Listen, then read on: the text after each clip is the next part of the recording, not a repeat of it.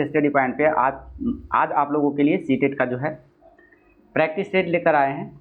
जो सामाजिक अध्ययन है, जो सामाजिक विज्ञान से पूछा जाता है 60 नंबर का, उसी का डिस्कस कराने वाले हैं, सेट कराने वाले हैं। प्रीवियस क्वेश्चन पूछा हुआ है 2023 में। तो चलिए 31 नंबर से शुरू करते हैं। कथन ए कथन बी करके दिया हुआ है क्वेश्चन। पहला क्वेश्चन में देख लेते हैं कि चोल मंदिर धार्मिक, सामाजिक एवं सांस्कृतिक जीवन के केंद्र थे। ये बिल्कुल सही है। कथन बी में कहा जा रहा है कि चोल कांस्य प्रतिमाएं देवी देवताओं की थी। ये बिल्कुल सही है, पर कुछ प्रतिमाएं भक्तों की थी। ये बिल्कुल गलत दिया हुआ है, कुछ भक्तों की नहीं थी, देवी देवताओं की थी। तो ये ए जो है सही है और ए का सही व्याख्या बी कर रहा है। दोनों सही है, लेकिन ये इसका सही स्पष्टीकरण नहीं कर रहा है। तो ऑप्शन नंबर इसका 2 हो जाएगा। ए और बी दोनों सही है, किंतु ए का स्पष्टीकरण भी नहीं करता है। अगला क्वेश्चन है 32 नंबर में, देखते हैं। कथन ए करके दिया हुआ है, ए बी करके।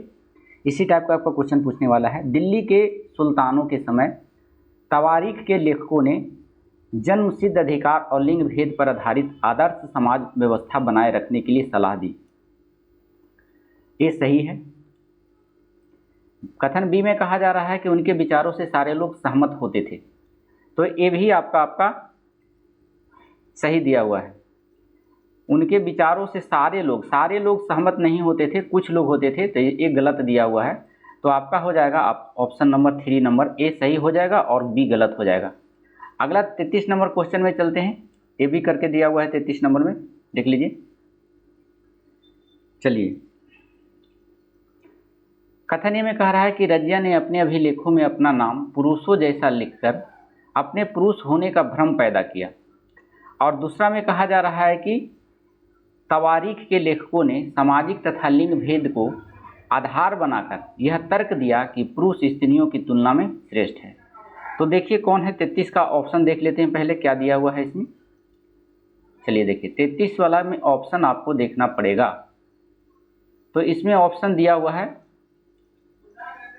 कथन कारक करके ए बी करके दिया हुआ है आपका। तो चलिए देख लेते हैं, फिर से क्वेश्चन पढ़ते हैं उसको, देख लीजिए। फिर से एक बार क्वेश्चन देख लीजिए। दिल्ली के सुल्तानों के समय तवारीख के लेखकों ने जन्मसिद्ध अधिकार और लिंग भेद के आधार पर आदर्श समाज व्यवस्था बनाए रखने के लिए सलाह दिया था। ये तो बताया हुआ था। 33 नंबर में हम चले थे। रजिया ने अपने अभिलेखों में अपना नाम पुरुषों जैसा लिखकर अपने पुरुष होने का भ्रम पैदा किया। ऐसा नहीं किया था रजिया ने। जनताओं ने, उलेमाओं ने उन्हें अपने राजा के तौर पर स्वीकार किया था। क्योंकि उलेमाओं नहीं कह सकते हैं, मतलब वहाँ की जनता ने उन्हें स्वीकार किया था, अपने वह प्रमाण नहीं दिया था। उसका हाव भाव पुरुष जैसा था ही। वीर वीरांगना थी रजिया, जिसके चलते जनता उन्हें बहुत पसंद करते थे। वो भ्रम फैलाने या भ्रम के लिए पुरुष होने का दावा नहीं किया था। ये गलत दिया हुआ है। तवारीख के लेखकों ने सामाजिक तथा लिंग भेद के आधार बनाकर यह तर्क दिया कि पुरुष स्त्रियों की तुलना में श्रेष्ठ होते हैं। ये सही दिया हुआ है। तवारीख के जो लेखक थे ऐसा बात करते थे, तो ये सही दिया हुआ है। आपका ए गलत है और बी आपका सही दिया हुआ है। 33 नंबर में देख लीजिए कहाँ पर है। 33 नंबर में आगे क्वेश्चन होगा। ए गलत है किंतु बी सही है, ऑप्शन नंबर 4 हो जाएगा।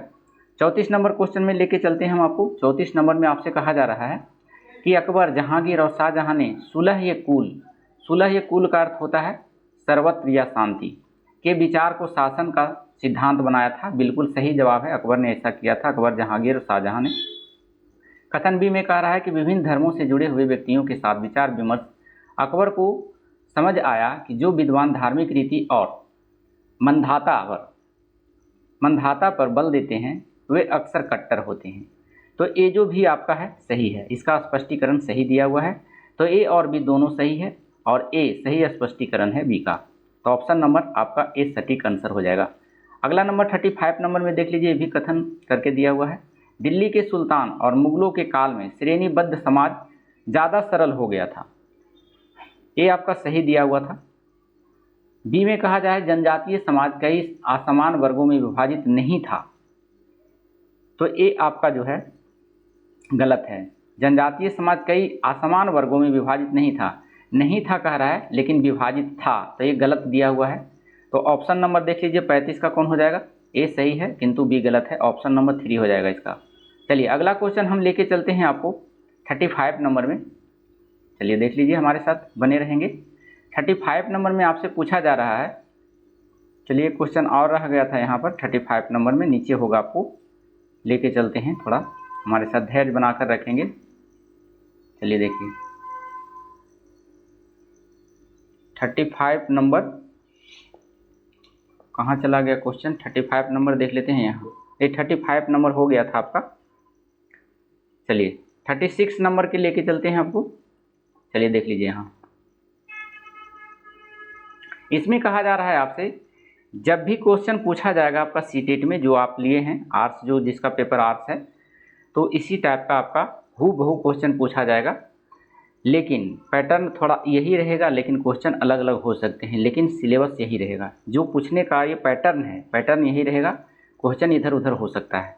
चलिए कथन में कह रहा है कि बहादुर शाह जफर ने मुखियाओं और शासकों को चिट्ठी लिखकर अंग्रेजों से लड़ने के लिए भारतीय राज्यों का एक संघ बनाने का आह्वान किया था।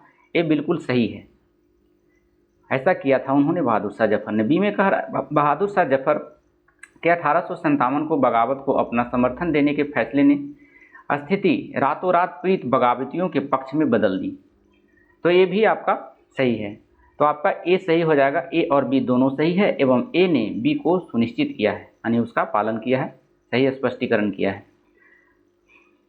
अगर हम बात करें अगर मुगल सम्राट की, तो मुगल सम्राट में जो था अंतिम बादशाह था बहादुर शाह जफर, जो 1775 से लेकर 1862 तक रहा और अंतिम मुगल सम्राट था, और इसी के समय में 1857 का विद्रोह हुआ था, तो इसको याद रखेंगे। इसके बारे में कहा जाता है कि इतने बुजुर्ग थे कि यह नेतृत्व नहीं कर सके, इसीलिए इसका सेना का नेतृत्व किया था इसके सेनापति जो थे वक्त खान ने किया था। अगला क्वेश्चन 37 नंबर में चलते हैं हम। औपनिवेशिक काल के दौरान महिलाएं जाति एवं सुधार के संदर्भ में निम्नलिखित में से कौन सा विकल्प गलत है? तो गलत विकल्प देखिए ऑप्शन नंबर 2 हो जाएगा। प्रार्थना समाज ने केवल हिंदू ग्रंथों पर विचार विमर्श किया, ऐसी बात नहीं है, ये और भी बहुत सारे धर्मों पर किया था। प्रार्थना समाज की स्थापना की बात करें तो आत्माराम पंडू ने 1867 ईस्वी में इसका स्थापना किया था। इसका उद्देश्य था एक ईश्वरवाद का, मतलब एक ईश्वर में विश्वास रखना। एक समाज सुधारक व्यक्ति थे आत्माराम पंडूराम। इन्होंने विधवा विवाह का प्रचार भी किया तथा जाति प्रथा को अस्वीकार कर दिया। भेदभाव जाति प्रथा के विरुद्ध थे।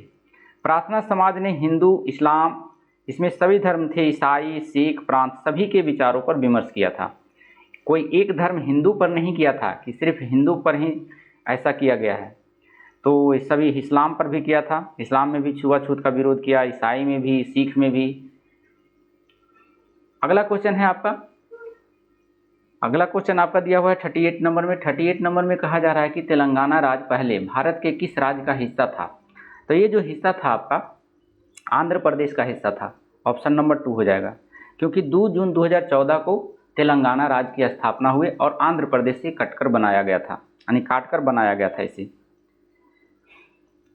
इसमें जो है आंध्र प्रदेश की बात करें तो आंध्र प्रदेश में 23 जिले आते हैं, जिसमें से 10 जिले अब आते हैं। मूल रूप से ये निजाम की हैदराबाद की रियासत का हिस्सा था, इतना आपको याद रखना है। अगला क्वेश्चन है 39 नंबर में। 39 नंबर में कह रहा है निम्नलिखित कथनों पर ध्यान दें और लोकतंत्र में संचार माध्यम की सही भूमिका का चयन करें। तो भूमिका का चयन करने के लिए कह रहा है, तो देख लीजिए, इससे समाचार के माध्यम से नागरिकों को सूचना पहुंचानी चाहिए, बिल्कुल सही है। इससे विज्ञापन के दृष्टिकोण को समाचार कार्यक्रमों के माध्यम से देना चाहिए, ऐसा नहीं है। इसे हर दृष्टिकोण की चर्चा करनी चाहिए, सही है। आपका ए और सी आपका सटीक आंसर हो जाएगा, ऑप्शन नंबर ए। अगला क्वेश्चन आपको लेकर चलते हैं 40 नंबर में। 40 नंबर में कह रहा है निम्नलिखित में से कौन सा विज्ञापन रूढ़िवादी चित्रण का उदाहरण नहीं है? उदाहरण नहीं है कह रहा है, तो आपका 3 नंबर हो जाएगा, ऑप्शन नंबर 3। स्पोर्ट्स जूते के विज्ञापन में एक लड़की फुटबॉल खेलती हुई, तो ये जो है रूढ़िवादी का उदाहरण नहीं। रूढ़िवादी लोग का मतलब होता है पुराने विचार के लोग, जो महिलाओं को सम्मान नहीं देते हैं, इज्जत नहीं देते हैं और दोनों कैटेगरी में बांट देते हैं, महिलाओं को अलग कैटेगरी में और पुरुष को अलग कैटेगरी में बांटने वाले लोगों को रूढ़िवादी कहा जाता है। एक समान नज़रिए से नहीं देखना पुरुष और स्त्री को, तो ऐसे प्रवृत्ति लोगों को रूढ़िवादी कहा जाता है। तो ये जो है स्पोर्ट खेल रही है, इसका मतलब कोई रूढ़िवादी इसके अंदर नहीं है, तो ये जो है रूढ़िवादी का विरोध करता है, यह उदाहरण नहीं है रूढ़िवादी का। अगला क्वेश्चन है 41 नंबर में। 41 नंबर में आपसे पूछा जा रहा है कि यह विश्व का सबसे छोटा महाद्वीप है जो पूरी तरह से दक्षिणी गोलार्ध में स्थित है। ये सही है, ऐसा कहा जा रहा है और आपको ऑप्शन पे टिक लगाना है कि कौन सही है इन दोनों वक्तव्यों के अनुसार। इसे प्रायद्वीपीय महाद्वीप भी कहा जाता है। ये दोनों ऑप्शन किसमें सटीक बैठता है, कौन सी महादेश में? तो ऐसा महादेश जो है ऑस्ट्रेलिया है। ऑस्ट्रेलिया महादेश सबसे छोटा महादेश है जो पूरी तरह से दक्षिणी गोलार्ध में स्थित है और इसे द्वीपीय महाद्वीप भी कहा जाता है। तो ऑस्ट्रेलिया के लिए बिल्कुल राइट आंसर है। अगला क्वेश्चन है सौरमंडल में हम जैसे जैसे सूर्य से दूर जाते हैं तो दूर जाने के फलस्वरूप क्या होता है? ऑप्शन नंबर 3 इसका सटीक आंसर है। ग्रहों द्वारा सूर्य के चारों ओर एक परिक्रमा करने की अवधि बढ़ती जाती है। जैसे आपको उदाहरण में बताएं, जैसे जैसे हम सूर्य की ओर जाते हैं, मान लिया जाए ये सूर्य है, कल्पना कीजिए, और जैसे जैसे इसके हम दूर जाते हैं, कोई भाई यहाँ गए, यहाँ गए, यहाँ गए, यहाँ गए, यहाँ गए, मान लीजिए यहाँ गए, तो ऐसे घूरना होगा हमको, है ना, सूर्य के चारों तरफ। तो इसका दूरी बढ़ गया, सूर्य से इसकी दूरी क्या हो गया, बढ़ गया। यहाँ पर थे तो इसकी दूरी नज़दीक थी। उसी प्रकार से अगर बात करें हम ग्रहों की तो बुध जो है इसके सबसे निकट है और सबसे अंतिम जो होता है अरुण वरुण, 2 ग्रह सबसे अंत में है। सबसे बड़ा ग्रह की बात करें तो इसमें पृथ्वी होता है ना, और सबसे उसके बाद दूसरे नंबर की ग्रह की बात करें तो शनि आता है। चलिए अगला क्वेश्चन आपको लेकर चलते हैं। अगला क्वेश्चन देख ले, हमारे साथ बने रहेंगे, थोड़ा पैसेंस बनाकर रखें।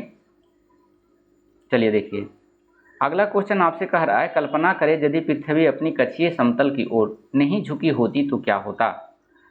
43 में देख लीजिए,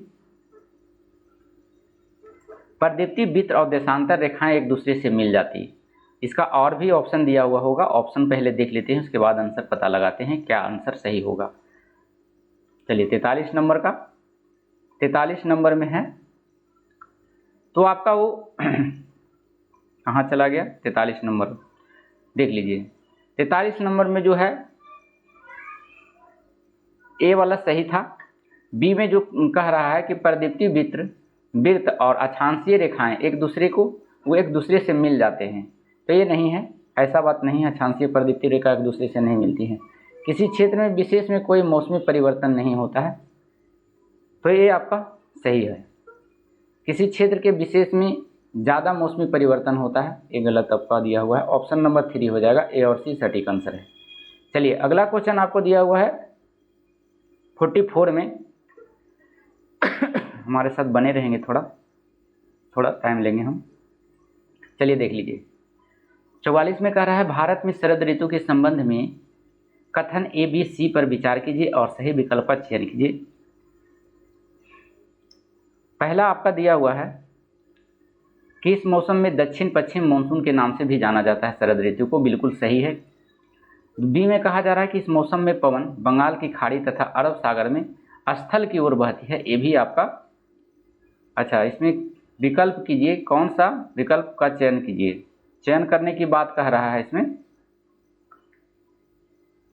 इस मौसम में दक्षिण पश्चिम मानसून के नाम से भी जाना जाता है शरद ऋतु में। गलत जवाब है, दक्षिण पश्चिम मानसून को नहीं जाना जाता है, उत्तर पूर्व मानसून से वर्षा होती है शरद ऋतु में, तो ये गलत दिया हुआ है।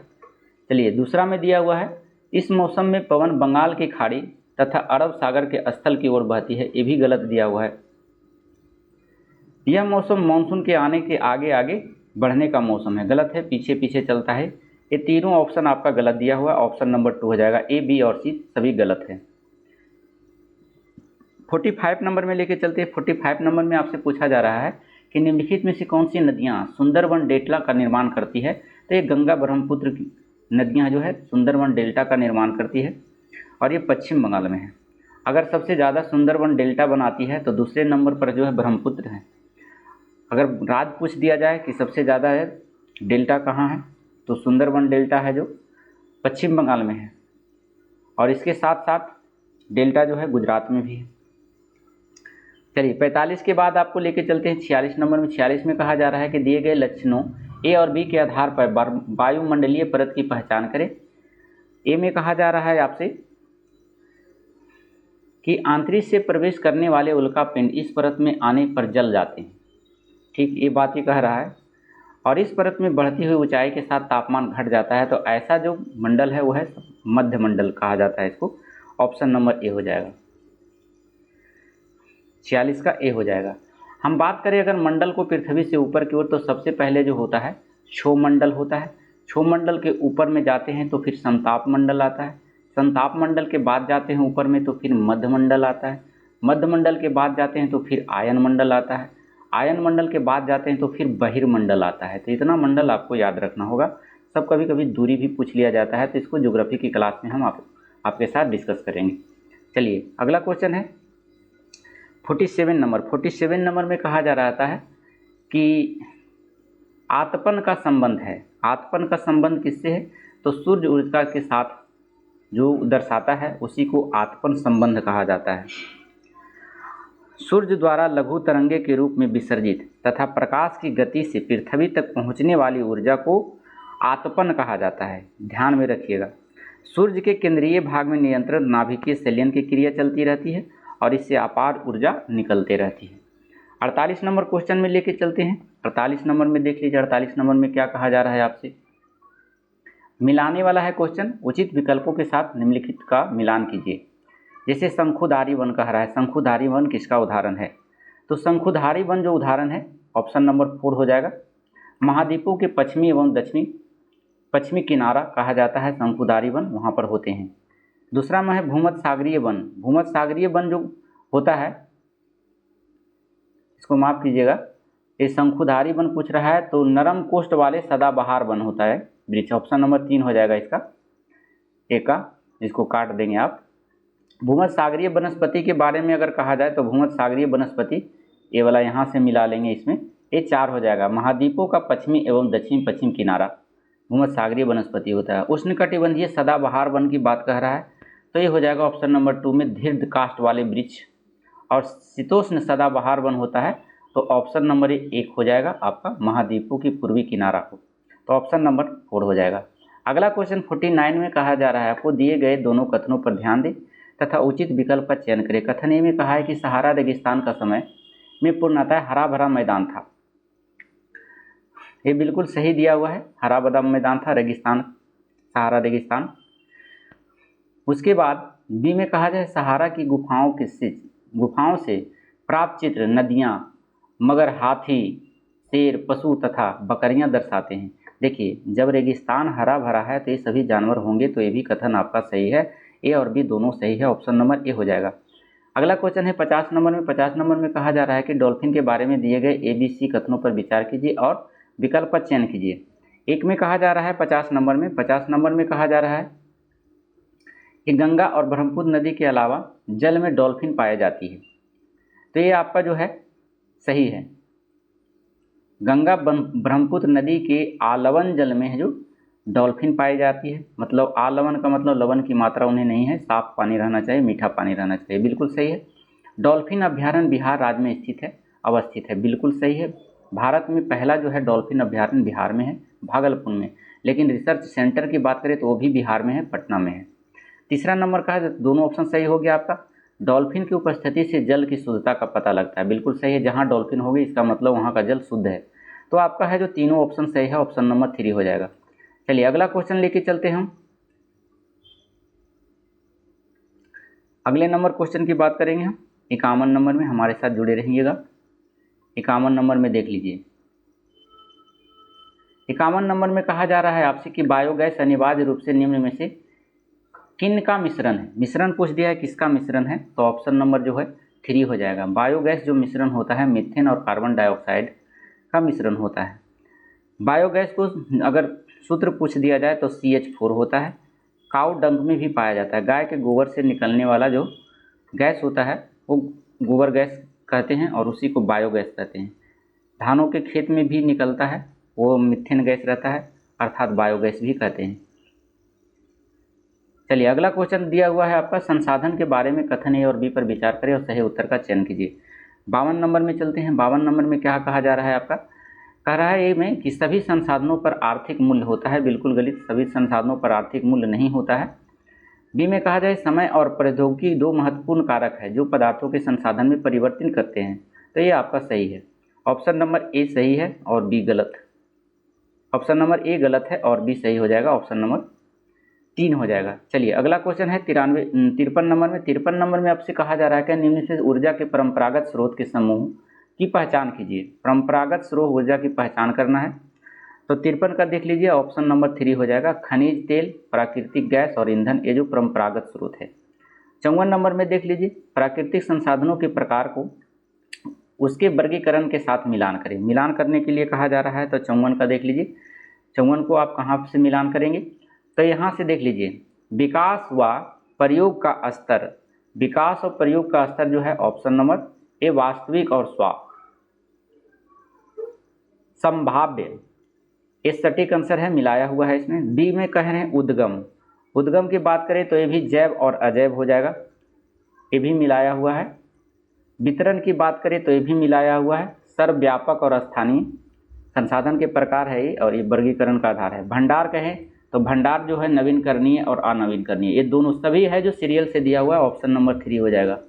चलिए अगला नंबर है 55 नंबर में। 55 नंबर में देख लेते हैं क्या कहा जा रहा है। 55 नंबर में फिर कथन करके दिया हुआ है क्वेश्चन है, लगभग 12,000 साल पहले भारत में कई क्षेत्रों में गर्मी बढ़ने के कारण घास वाले मैदान बनने लगे। ये जो है आपका सही दिया हुआ है। बी में कह रहा है कि हिरन, बरहसिंघा, बकरी, भेड़ एवं मवेशी जैसे जानवरों की संख्या बढ़ी है, तो ये भी आपका सही है। घास जहाँ मैदान बनेगा वहाँ पर इसकी संख्या बढ़ जाएगी, ये आपको दिमाग लगाना है। ऑप्शन नंबर ए सही हो जाएगा, ये और बी दोनों सही है, और ए का कारण बी सही है। अगला क्वेश्चन है, पुरा स्थलों के संदर्भ में निम्नलिखित में से कौन सा कथन सही है। 56 नंबर में कहा जा रहा है तो 56 का देख लीजिए, वह स्थान जहाँ पर वस्तुओं के अवशेष मिलते हैं, बिल्कुल नहीं, पुरा स्थल वैसे नहीं कहा जाता है। वह स्थान जहाँ पर वस्तुओं के अवशेष मिलते हैं पुरास्थल कहलाते हैं, ये सही है, पुरास्थल कहलाते हैं, सही है। ये केवल जमीन से ऊपर पाए जाते हैं, बिल्कुल गलत है। यह केवल जमीन के अंदर पाए जाते हैं पुरास्थल, बिल्कुल गलत है। ये समुद्र और नदी के तल में कभी नहीं पाए जाते हैं, पाए जाते हैं पुरातल स्थल, ये भी गलत दिया हुआ है। तो ऑप्शन नंबर आपका सही होगा, ऑप्शन नंबर 3। चलिए हड़प्पा सभ्यता के लोग बनाते थे, क्या बनाते थे तो हड़प्पा सभ्यता के लोग जो बनाते थे पत्थर के मुहरे बनाते थे, बिल्कुल सही है। पीले रंग के डिजाइन किए गए पात्र बनाते थे, गलत है, धूसर रंग का प्रयोग किया गया था। लीहे से बनी तालियां होती थी, ये गलत दिया हुआ है। सोने के बने बर्तन है, यानी हड़प्पा अवस्था में जो है सोने के बर्तन भी थे, ये सही है, सोने के बर्तन भी मिले थे वहाँ। तो ऑप्शन नंबर ए और डी हो जाएगा सही आंसर, 57 का 4 हो जाएगा। हड़प्पा सभ्यता की बात करें तो एक उच्च विकसित शहर नियोजन प्रणाली था यहाँ शिल्पकारी उन्नत व्यवस्था में थी। हड़प्पा सभ्यता के लोग पत्थर की मोहर बनाते थे तथा सोना के बर्तन भी बनाते थे। और सोना कहाँ से मंगाते थे तो सोना कर्नाटक से मंगाते थे, भी याद रखिएगा, कर्नाटक से मंगाते थे, अफगानिस्तान से, ईरान से, ये सभी से प्राप्त चीज़ मंगाया करते थे। हड़प्पा वासी लोहे से परिचित नहीं थे, वेरी इंपॉर्टेंट क्वेश्चन है। सभी कुछ से परिचित थे लेकिन हड़प्पा सभ्यता में लोहे से परिचित लोग नहीं थे। काले रंग के डिजाइन किए गए हड़प्पा से वस्त्र प्राप्त नहीं हुए हैं, यानी काले रंग के डिजाइन प्राप्त किए गए पात्र हड़प्पा से नहीं मिले हैं, धूसर रंग के मिले हैं। अगला क्वेश्चन आपका दिया हुआ है 58 नंबर में लेके चलते हैं आपको, हमारे साथ जुड़े रहिएगा। चलिए देखिए 58 नंबर कह रहा है कि एक महापात्र कब्र में 2 कंकालों के अवशेष थे, इन दोनों में से महिला के कंकाल का अनुमान लगाने हेतु देखना होगा। यानी महापाषाण काल में कब्र में 2 कंकाल मिले थे, तो कौन महिला है कौन पुरुष है, इसका कैसे अनुमान लगाना होगा, इसी बारे में पूछा गया है। तो 58 का आंसर हो जाएगा हड्डियों की संरचना देखकर, हाँ इसको देखकर पता लगा सकते हैं कौन जो है महिला का है कौन पुरुष का है। दूसरा नंबर है कि कंकालों के साथ मिले आभूषण, तो आभूषण से भी पता चल सकता है, लेकिन आभूषण हड्डियों में किसके हड्डियों में रहेगा तब पता चलेगा, दोनों में से किसी एक में रहना चाहिए। लेकिन कंकालों के साथ हड्डियां में मिली है, आभूषण मिली है, तो किसका है, तो आभूषण से डायरेक्ट पता नहीं चल सकता, लेकिन आभूषण अगर पहना हुआ है हड्डी में तब पता चल सकता है कि यह महिला का है। तो ये अब सटीक आंसर नहीं मालूम पड़ता है। कंकालों के आकार से, हाँ कंकाल के आकार जो है महिला के कंकाल और पुरुष के कंकाल में अंतर होते हैं, तो इससे पता लगा सकते हैं। कंकालों के साथ मिले खाना पकाने के बर्तन, खाना पकाने के बर्तन से यह पता नहीं लगाया जा सकता है कि कौन महिला का कंकाल है और कौन पुरुष है। तो ऑप्शन नंबर आपका सटीक आंसर ए और सी हो जाएगा, इससे पता लगा सकते हैं। अगला क्वेश्चन है 59 नंबर में, प्रारंभिक काल से शुरू करके आरोही क्रम में निम्नलिखित में से सजाएं। अब सजाना है इसको, तो देख लिए कैसे सजाएंगे। तो सबसे पहले है जो वेदों की रचना की शुरुआत हुई थी, ये आपका सही है। कब हुई थी? तो ये 1500 ईस्वी में हुई थी। वेदों की रचना की शुरुआत कब हुई थी? 1500 ईस्वी में, इसको याद रखेंगे। दूसरा नंबर, उसके बाद वेद की रचना के बाद महापाषाण काल का निर्माण हुआ था, ये भी आपका सही है। ये जो है 1000 पूर्व ईस्वी में महापाषाण काल की शुरुआत हुआ था। अगर इनाम गांव में कृषि का विकास हुआ था, इसके बाद जो है महापाषाण काल के बाद इनाम गांव में कृषि का निवास हुआ। और कब हुआ था? तो ये 600 ईस्वी पूर्व में हुआ था निवास, और 600 ईस्वी पूर्व में ही लोहे की खोज की गई थी। चलिए अगला क्वेश्चन है चरक।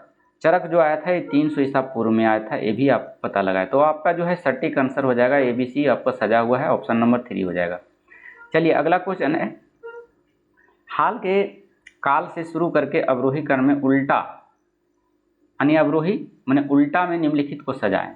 अब सजाना है, उल्टा करके दे दिया है। तो देखिए, लोहे का प्रयोग में बढ़ोतरी, अगर आहत सिक्के तो सबसे पहले ए होगा, है ना। उसके बाद हो जाएगा उपमहाद्वीप में लोहे के प्रयोग की शुरुआत हुई थी, ये भी सही है, ये भी आपका सीरियल से दिया हुआ है उल्टे क्रम में। अरिका मैडू पतन में बसना, ये भी सही है आपका। और संगम सहित की रचना की शुरुआत, ये भी सही है। तो आपका ABCD ये सभी आपका चौथा नंबर सही हो जाएगा, जो उल्टा क्रम में सजाया हुआ है। अगला क्वेश्चन आपका दिया हुआ है, अध्याय के अंत में दिए गए प्रश्नों के बारे में निम्नलिखित में से कौन सा कथन सही है? सही है के बारे में पूछ दिया गया है, तो देख लीजिए, इसको पढ़ना पड़ेगा। पहला आपका दिया हुआ है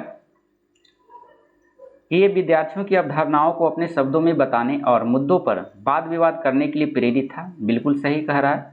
प्रोजेक्ट कार्य तुलना और विभेद करना अध्याय के अंत में दिए गए प्रश्नों के प्रकार हैं, ये भी सही है। और अधिगमकर्ताओं के कक्षा में पहले पढ़ाई गई अवधारणाओं की समझ विस्तृत करता है, तो ये भी आपका सही है। ABC तीनों ऑप्शन आपका सही है सीरियल से। अगला क्वेश्चन आपका दिया है, सामाजिक और राजनीतिक जीवन की पाठ्य पुस्तकें में क्या है? तो 62 का आंसर देख लीजिए। सामाजिक और राजनीतिक मुद्दों में परिभाषाएं और वितरण दिया गया है, बिल्कुल सही है। संस्थाओं और प्रक्रियाओं को ऐसे चित्रित किया गया है जैसे कि वे उसी तरह कार्यान्वित है जैसे संविधान में उसकी कल्पना की गई है, तो ये भी आपका सही है।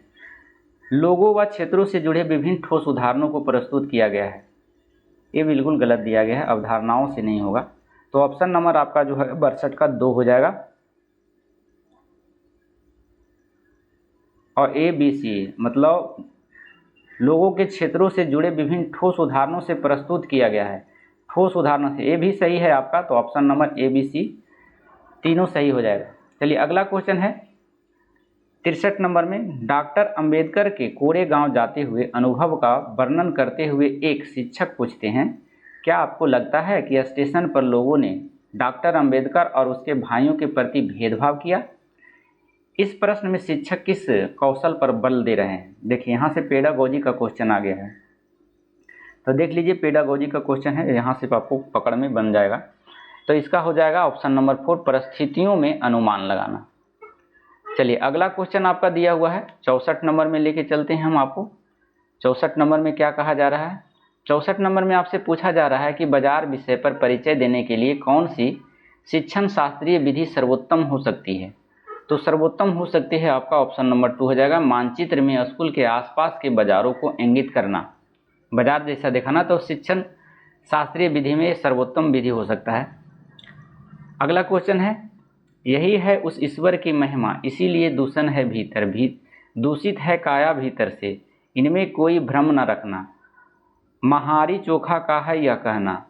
एक शिक्षक के तौर पर आप इस कविता का विश्लेषण अपने अपने अधिगमकर्ताओं से चर्चा कैसे करेंगे? अधिगमकर्ताओं का मतलब होता है कि जो सिखा रहे हैं, जिसको क्लास में आप पढ़ा रहे हैं, उसे अधिगमकर्ता कहा जाता है। तो इस कविता को आप कैसे विश्लेषण करेंगे, इसको बताना है, टीचर से पूछा गया है। तो 65 का देख लीजिए, 65 का आंसर कौन सा हो जाएगा? सटीक 3 हो जाएगा। मानवीय शुद्धता जन्म से निर्धारित होती है, इसका विश्लेषण इस प्रकार से करेंगे। अगला क्वेश्चन है 66 नंबर में, सामाजिक विज्ञान की पाठ चर्चा उच्च प्राथमिक स्तर पर केंद्रित रहती है, किस पर, ऑप्शन देकर पूछ दिया है। तो देख लीजिए, पृथ्वी के जीवन के आवास के रूप में समझना चाहिए, बिल्कुल सही है। अपने क्षेत्र, अपने राज्य, देश पर अध्ययन करना चाहिए, बिल्कुल सही है। भारत के अतीत और सामयिक विकास का अध्ययन करना चाहिए, ये भी सही है। आपका तीनों ऑप्शन सही है। ऑप्शन नंबर 66 का 1 हो जाएगा। 67 नंबर में चलते हैं। ग्लोब और प्रकाश स्रोत का इस्तेमाल करके एक शिक्षक निम्न में से कौन सी अवधारणाओं को दर्शा सकता है। तो ऑप्शन नंबर देख लीजिए, इसमें कौन दर्शा सकता है। तो ये परिक्रमण को दर्शा सकता है, दिन रात को दर्शा सकता है। ग्लोब की बात कर रहा है, यानी पृथ्वी ग्लोब के समान है, तो परिक्रमण, दिन रात हो जाएगा, और मौसमी परिवर्तन, ये तीनों हो जाएगा। सटीक आंसर ऑप्शन नंबर 3 हो जाएगा। अगला क्वेश्चन है, एक शिक्षक के तौर पर आप इतिहास के लोहा बनाने वाले और फैक्ट्री मालिक विषय पर चर्चा करते हैं, यानी विषय पर चर्चा करते समय भूगोल की पाठ्य पुस्तक के किस अध्याय का साथ इसका अंतर संबंध स्थापित कर सकते हैं। तो अंतर संबंध स्थापित आप कर सकते हैं ऊर्जा संसाधन पर भी कर सकते हैं, उसके साथ साथ आप खनिज संसाधन पर भी कर सकते हैं और उद्योग पर भी कर सकते हैं। तो तीनों ए बी सी हो जाएगा, ऑप्शन नंबर 3 हो जाएगा। चलिए, अगला क्वेश्चन आपसे दिया गया है कि एक शहर के स्कूल में भूगोल की कक्षा में वनों के प्रकार विषय का परिचय देने के लिए सर्वोत्तम विधि होगी। कौन सी सर्वोत्तम विधि होगी। तो ऑप्शन नंबर 3 हो जाएगा आंसर। विद्यालय के समीप वन का क्षेत्र भ्रमण का आयोजन करना। अगला क्वेश्चन है आपका दिया हुआ 70 नंबर में, भूकंप पर चर्चा के दौरान व्यवहारिक कौशल अधिगमकर्ताओं में विकसित करने हेतु शिक्षक को बल देना चाहिए। किस पर बल देना चाहिए। तो ये देना चाहिए भूकंप के दौरान बरती जाने वाली सावधानियां। जब भूकंप आवे तो उसके कैसे बचा जाए, ऐसा है जो व्यवहारिक ज्ञान छात्रों को देना चाहिए, अधिगमकर्ताओं को देना चाहिए। चलिए 71 में लेके चलते हैं हम आपको। 71 में देख लीजिए, 71 में कहा जा रहा है आपसे, तवा बांध क्षेत्र के स्थानीय लोग 1990 के दशक में अपने जीवन यापन से जुड़े कौन से अधिकार के लिए संगठित हुए। तो 71 का आंसर 4 हो जाएगा, मछली पकड़ने का अधिकार। देखिए, तवा बांध जो है तवा नदी पर है। स्थानीय लोग 1990 के दशक में यहाँ जो लोग मछली पकड़ने का कार्य करते थे और जुटते थे, एकत्रित होते थे, तो ये आपका सटीक आंसर हो गया। अगला क्वेश्चन है, निम्नलिखित में से कौन सी व्याख्या विविधता का उचित प्रतीक है। तो विविधता का उचित प्रतीक है जो ऑप्शन नंबर ए हो जाएगा, यह लोगों की विशिष्टता को स्वीकारता है। 73 नंबर में है आपका, भारतीय लोकतंत्र के संदर्भ में निम्नलिखित में से कौन सी कथन गलत है। गलत को आपको पहचानना है। तो 73 का 3 हो जाएगा आंसर, गलत दिया हुआ है। ये भारतीय जनता का एक छोटा सा हिस्सा भारतीय स्वतंत्रता से पहले भी मतदान कर सकता था। ऐसा बात नहीं, स्वतंत्रता से पहले मतदान नहीं किया जाता था, जबकि मतदान आया अंग्रेजों के बाद से। अगर मतदान की बात करें तो मतदान कराने वाला सबसे पहला देश जो था न्यूजीलैंड था, जो स्त्रियों को मतदान में पहले हिस्सेदारी दिया। चलिए, अगला क्वेश्चन आपका दिया हुआ है, भारत में ग्राम पंचायत कितने वर्षों के कार्यकाल के लिए चुना जाता है, यानी कितने वर्ष के कार्यकाल के लिए चुना जाता है ग्राम पंचायत में। तो 74 में देख लीजिए, 74 का जो आंसर हो जाएगा आपका, ये 5 वर्ष के लिए चुना जाता है ग्राम पंचायत। देखते हैं, हर 5 वर्ष पर ग्राम पंचायत में पंचायत होते हैं। पंचायती राज की बात करें तो यहाँ 73वां संविधान संशोधन द्वारा पंचायती राज को त्रिस्तरीय ढांचे पर ढाला गया।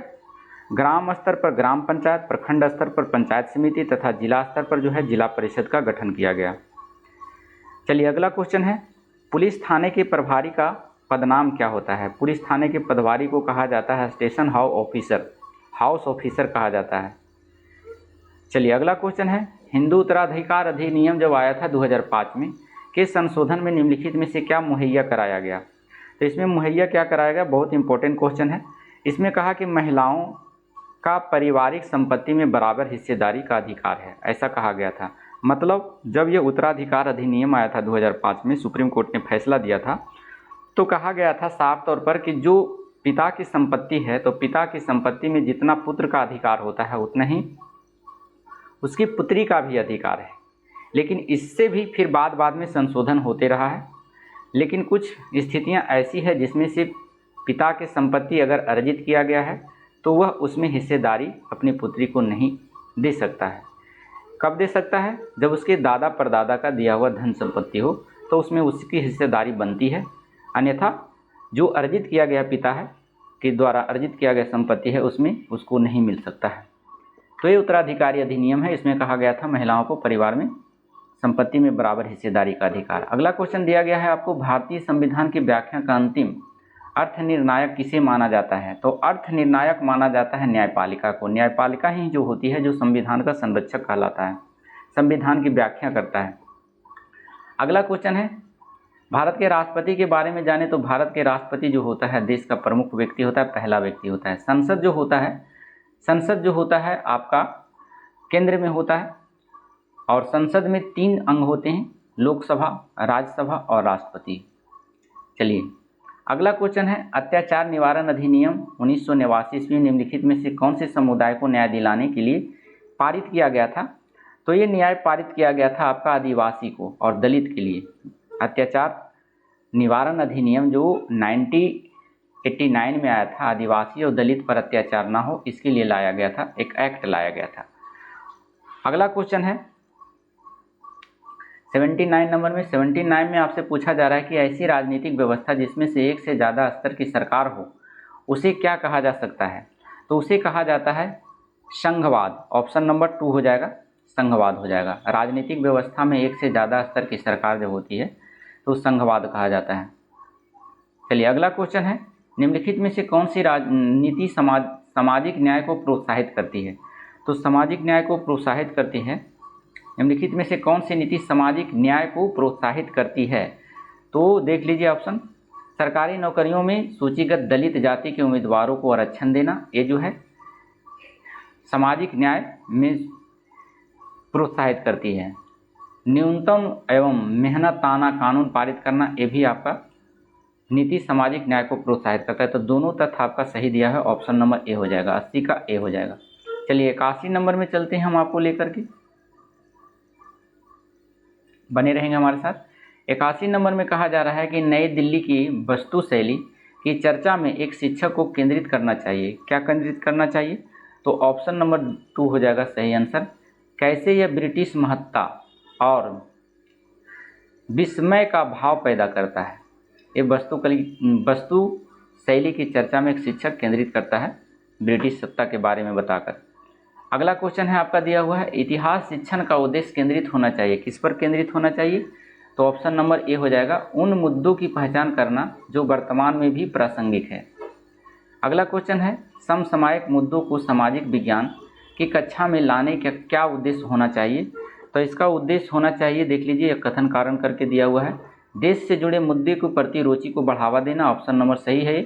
विश्लेषण और आलोचनात्मक मूल्यांकन करने का कौशल विकसित करना, ये भी सही है आपका। आलोचनात्मक मूल्यांकन नहीं हो सकता, ये गलत है। सनसनीखेज खबर मुहैया कराकर विषय के प्रति रुचि पैदा करना, ये आपका सही है। उसके बाद दिया हुआ है आपका विद्यालय परिसर के अधिगम और विद्यालय के बाहर की दुनिया को जोड़ने का अधिगमकर्ता की मदद करना, ये आपका सही है। तो ए, सी और डी सही है, ऑप्शन नंबर ए सही हो जाएगा आपका। चलिए 84 नंबर में कहा, सामाजिक विज्ञान की कक्षा में समानता पर चर्चा करते हुए उद्देश्य होना चाहिए। क्या उद्देश्य होना चाहिए? तो उद्देश्य होना चाहिए अधिगमकर्ताओं के साथ गरिमा से जुड़े मुद्दे को संबोधित करना, ये आपका सही है। सभी का सम्मान करने के प्रति अधिगमकर्ताओं को संवेदनशील बनाना, ये भी सही है। और उसके साथ साथ संविधान में परिलक्षित मूल्यों पर आधारित होना, ये भी आपका सही है। यह समझना कि हर तरह के अंतर असमानता की तरफ ले जाता है, ये गलत दिया हुआ है। ऑप्शन नंबर आपका 3 सही हो जाएगा, ए और बी और सी, ऑप्शन नंबर 3 84 का 3 हो जाएगा। 85 नंबर में चलते हैं। 85 नंबर में कहा जा रहा है, कक्षा और समाज में व्याप्त विविधता को संबोधित करने के लिए सामाजिक विज्ञान के शिक्षक को चाहिए कि क्या चाहिए? तो देख लीजिए इसमें ऑप्शन आपका दिया हुआ है, ऑप्शन से आपको देखना है इसमें क्या क्या दिया हुआ है। 85 नंबर में देख लीजिए कथन करके दिया हुआ है, ABCD करके दिया हुआ है। तो देख लीजिए यहाँ पर फिर से आपको लाते हैं क्वेश्चन पर। चलिए देखिए कहाँ चला गया, 85 नंबर में। विभिन्न संस्कृतियों से जुड़े उदाहरणों की कक्षा की चर्चा में शामिल करें, ये आपका सही है। कक्षा समाज में केवल उन्हीं उदाहरणों को लेना जो अधिकांश बहुमत के लिए प्रासंगिक हो, बहुमत के लिए प्रासंगिक नहीं होना चाहिए, ये गलत दिया हुआ है। और क्वेश्चन दिया हुआ होगा 85 का ऊपर में, देखते हैं इसमें और दिया हुआ होगा। चलिए हाँ, सी नंबर भी दिया हुआ है आपका, हमारे साथ बने रहेंगे थोड़ा। सी नंबर में कह रहा है अपने व्यक्तिगत अनुभवों को कक्षा में साझा करने के लिए विद्यार्थियों को प्रेरित करना, ये भी सही है। तो ए और सी सही हो जाएगा, ऑप्शन नंबर 3 हो जाएगा। अगला क्वेश्चन है सामाजिक विज्ञान में आकलन को बल देना चाहिए, किस पर बल देना चाहिए इसके बारे में देखिए। 86 का जो हो जाएगा ऑप्शन नंबर 2 सही आंसर हो जाएगा। अपने अधिगम को विभिन्न दैनिक परिस्थितियों से जोड़ने के लिए अधिगमकर्ताओं की क्षमता का मूल्यांकन करना। द्वितीय स्रोत का उदाहरण कौन है इसके बारे में पूछ दिया है, तो द्वितीय स्रोत का उदाहरण है ऑप्शन नंबर सी, C.A. बेली द्वारा लिखित एवं illustrated history of the modern India. Illustrated history of the modern India जो है द्वितीय स्रोत का उदाहरण माना जाता है, 87 का 3 हो जाएगा। 88 नंबर में चलते, औपनिवेशिक भारत में स्त्री शिक्षा पर चर्चा करने के लिए विद्यार्थी निम्न आत्मकथाओं में से किसको संदर्भित कर सकते हैं। तो संदर्भित करने की बात कर रहा है, तो इसमें है ऑप्शन नंबर 4 हो जाएगा, रास सुंदरी देवी कृत अमार जीवन का। अगला नंबर क्वेश्चन है भूगोल शिक्षण को किन मुद्दों से जुड़े संदर्भ में परिक्षेप का विकास करना चाहिए। तो ऑप्शन नंबर इसका देख लीजिए, संसाधन और संरक्षण, ये सही हो जाएगा। विकास और विस्थापन, ये भी भूगोल के शिक्षण में संबंधित है। अगला क्वेश्चन है विविधता एवं एकता से जुड़ी चुनौतियाँ, चुनौतियाँ इसमें नहीं होगा और मानव विकास हो सकता है, ऑप्शन नंबर 2 हो जाएगा, ए बी और डी हो जाएगा आंसर। अगला क्वेश्चन है 90 नंबर में, एक सक्रिय सामाजिक विज्ञान की कक्षा अधिगमकर्ताओं को प्रेरित करती है, किससे प्रेरित करता है। तो ऑप्शन नंबर देख लीजिए, ऑप्शन 2 हो जाएगा, चुनौतीपूर्ण प्रोजेक्ट में भागीदार बनाना। तो इसके साथ जो है आपका क्वेश्चन समाप्त हो गया, क्योंकि आपका जो है 31 से शुरू किए थे और 90 तक ठिका दिए। आपका 60 क्वेश्चन आपका इसी पैटर्न पर पूछा जाएगा, प्रीवियस क्वेश्चन है, आपको इसको देखकर जाना है, ताकि प्रीवियस क्वेश्चन से कभी कभी जो उठाकर 10-5 क्वेश्चन पूछ दिया जाता है, या कभी कभी ऐसा होता है कि प्रीवियस क्वेश्चन को इधर उधर कर करके 60% पूछ देता है। तो आप प्रीवियस क्वेश्चन को देख कर जाएँ, आपको वहाँ पर है जो बहुत ही बेनिफिट होगा। तो कैसा लगा हमारा वीडियो, हमारे कमेंट बॉक्स आपका इंतजार कर रहा है। अगर हमारे चैनल पे आप नए हैं तो कृपया करके हमारे चैनल को सब्सक्राइब कर सकते हैं, और अच्छा लगे तो लाइक कर सकते हैं, दोस्तों के पास शेयर कर सकते हैं। फिर मिलते हैं ऐसी सेटों के साथ अगले सेट में, जब तक के लिए धन्यवाद। Thank you so much, thank you for watching.